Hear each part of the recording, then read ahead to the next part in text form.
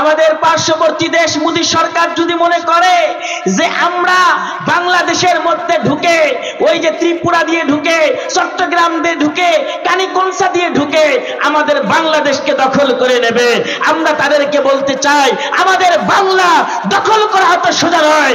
আমাদের বাংলাদেশের মধ্যে বহুদি জনতা থাকতে, ইমানদার থাকতে, মুসলমান থাকতে, তোমাদের এই হিন্দু ওই যে তোমাদের গাভীর মুখ খাওয়া, বাগুল চূড়া খাওয়া তোমাদের হিন্দুগুলা আমাদের মুসলমানদের সাথে পারবে না, পারবে না, পারবে না। এই শীতের মধ্যে মনে হইতেছে যে আপনারা জমে গেছেন। জমে গেছেন কি আপনারা?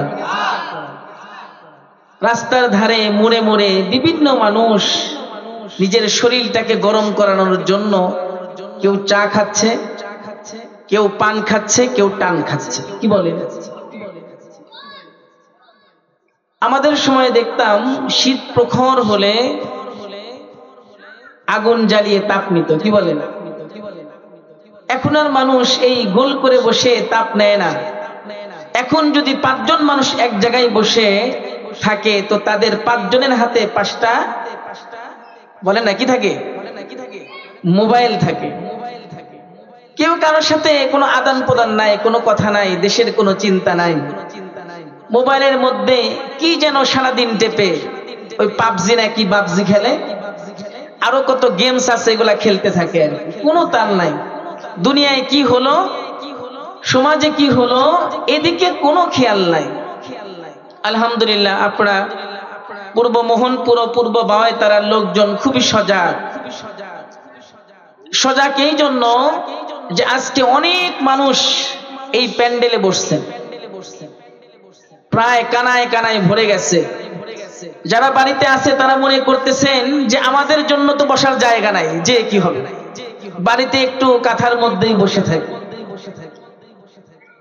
এরকম চিন্তা ভাবনা অনেকে করতেছে। তো আলহামদুলিল্লাহ অনেক মানুষ আছে। তো যারা বাহিরে ঘরের মধ্যে আছে, রাস্তার মধ্যে যারা দাঁড়িয়ে আছেন তাদের জন্য বসার জায়গা আছে। এই জন্য আমরা যে যেখানে আছি মাহফিলে এসে বসে যাই ইনশাআল্লাহ। সম্মানিত মুআজ্জাজ মুহতারাম, আমরা মুসলমান, আমরা বীরের জাতি না কাপুরুষের জাতি? কন্ত যদি আমরা বীরের জাতি হই তাহলে বীরের মতো হুঙ্কার দিতে হবে। রাজি আছেন তো ইনশাআল্লাহ? আমি তাকবীর দেব, দেখতে চাই যে কাদের মধ্যে কতটুকু হিম্মত আছে, কতটুকু জোর আছে, কতটুকু জজবা আছে। আমার বুড়া চাচারা বসে আছে, এদেরকেও হালকা মনে করা যাবে না। মনে করা যাবে? মনে করা যাবে। আমি তাকবীর দেব, আপনারা আমার সাথে উত্তর দেবেন। লিল্লাহে তাকবীর, লিল্লাহে তাকবীর। আল কোরআনের আলো, আল হাদিসের আলো, লিল্লাহে তাকবীর। বাংলার মানুষেরা তাদের এই তাকবীরের ধ্বনি বাংলার এই সীমানা পাড়ি দিয়ে আমাদেরকে আমাদের পার্শ্ববর্তী দেশ ইন্ডিয়ার ওই মোদী সরকারের কানে পৌঁছাতে হবে। বলেন ঠিক না বেটে? হুঙ্কার হতে হবে বাঘের মতো। মুসলমান বিড়াল হয়ে জন্ম নেয় নাই, বিড়ালের মতো কথা বললে চলবে না, আমাদের কথা বলতে হবে বাঘের মতো। বলেন ঠিক না বেটে? সাহাবায়ে কেরামরা একজন যদি দাঁড়িয়ে থাকতো, কাফেররা 1000 যদি থাকতো, ভয় পেত যে ওখানে যাওয়া যাবে না। সাহাবায়ে কেরামদের হাতে যদি মেসওয়াক দেখে তারা মনে করে এটা মেসওয়াক নয়, এটা মনে হয় আরএফএল, আর কি বলে রাইফেল, এরপরে আপনার AK-47, এগুলা তারা মনে করে। কারণ সাহাবায়ে কেরামরা যখন গাছের ডাল ভেঙে মেসওয়াক সুন্নাত, রাসূলের সুন্নাত আদায় করতে যখন তারা দাঁতে ঘষানি দেয়, ধার দেয়, কাফেররা গোয়েন্দা সংস্থা যারা আছে এরা ফুসকি দিয়ে দেখে কি ব্যাপার, কি হলো রে, এই মুসলমানরা গাছের ঢাল ভেঙে দাঁতটাকে ধার করে কেন? তারা কি আমাদেরকে যুদ্ধের ময়দানে চিবিয়ে চিবিয়ে খাবে নাকি? বলেন ঠিক না বেঠে? এই জন্য ইহুদিরা তারা মৃত্যুকে ভয় পায়, আর মুসলমান এমন জাতি তারা মৃত্যুকে সাদরে নিজের গলায় জড়িয়ে নেয়। বলেন ঠিক না বেঠে? সম্মানিত হাজরিন মুআজ্জাজ মুহতারাম, আল্লাহ রাব্বুল ইজ্জাত আমাদেরকে রাসূলের এমন উম্মত করে পাঠাইছেন, যেই নবীর উম্মত হতে পেরে আমরা গর্বিত, আনন্দিত, পুলকিত। সেই নবীর উম্মত হতে পেরে আমরা গর্বিত। উচ্চ স্বরে নবীর জন্য দরুদ পড়ি, বলেন সাল্লাল্লাহু আলাইহি ওয়াসাল্লাম। নবীর যারা সাহাবী ছিলেন তারা এক একজন বাঘ ছিলেন। হযরত ওমর রাদিয়াল্লাহু তাআলা আনহু আসাদুল্লাহিল গালিব, তিনি ফটক নিয়ে যুদ্ধের ময়দানে যুদ্ধ করেছেন।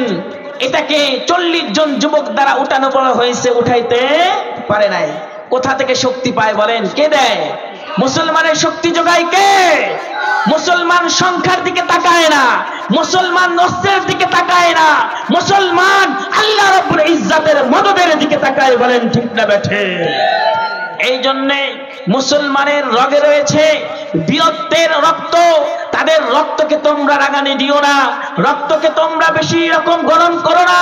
আমরা তো এমনি তো নবীর আশেক, নবীর পাগল। এই পাগল যদি নায়ে ওঠে, এই নাও যদি ঢুলাও, তাহলে আমরা পড়বো, তোমাদেরকে নিয়ে পড়বো, বলেন ঠিক না বেঠি? বর্তমান বাংলাদেশের অবস্থা ভালো না, জানেন? বাংলাদেশের অবস্থা ভালো না। তারা মনে করেন টেস্টিং হিসাবে আমাদের বাংলাদেশে বিভিন্ন রকম ষড়যন্ত্র, পার্শ্ববর্তী দেশ থেকে, আমেরিকা থেকে, বিভিন্ন জায়গা থেকে বিধর্মীরা, ইহুদিরা আমাদের মুসলমানদেরকে টেস্ট করে। কি করে বলেন? টেস্ট করে। মাঝে মাঝে তারা আমাদেরকে বাজিয়ে দেখতে চায়, আমার নবীর অবমাননা করে বাজিয়ে দেখতে চায় বাংলার মুসলমানরা ঘুমিয়ে পড়েছে নাকি তারা জাগনা আছে, বলেন ঠিক না বেঠি? যখনই আমার নবীর অপমান হয়, আমার আম্মা জানকে নিয়ে ইজ্জতের ব্যাপারে কথা বলা হয়, নবীর সম্মান নিয়ে কথা বলা হয়, পুরো পৃথিবীর মানুষ, তাওহীদি জনতা বাংলাদেশের মধ্যে যেরকম হুঙ্কার ছাড়ে, পুরো পৃথিবী স্তম্ভ হয়ে যায়, বলেন ঠিক না বেঠে? এই জন্য বাংলার মানুষ সংখ্যায় কম হতে পারে, ডাল ভাত খেতে পারে, তাদেরকে দুর্বল মনে করলে ভুল হবে, বলেন ঠিক না বেঠি? আমাদের পার্শ্ববর্তী দেশ মোদী সরকার যদি মনে করে যে আমরা বাংলাদেশের মধ্যে ঢুকে, ওই যে ত্রিপুরা দিয়ে ঢুকে, চট্টগ্রাম দিয়ে ঢুকে, কানিকনসা দিয়ে ঢুকে আমাদের বাংলাদেশকে দখল করে নেবে, আমরা তাদেরকে বলতে চাই আমাদের বাংলা দখল করা অত সোজা নয়। আমাদের বাংলাদেশের মধ্যে তাওহীদি জনতা থাকতে, ইমানদার থাকতে, মুসলমান থাকতে, তোমাদের এই হিন্দু, ওই যে তোমাদের গাভীর মুখ খাওয়া, বাগুল চূড়া খাওয়া তোমাদের হিন্দুগুলা আমাদের মুসলমানদের সাথে পারবে না, পারবে না, পারবে না। আমাদের মুসলমান তারা বাঘের মতো হুঙ্কার দিতে জানে।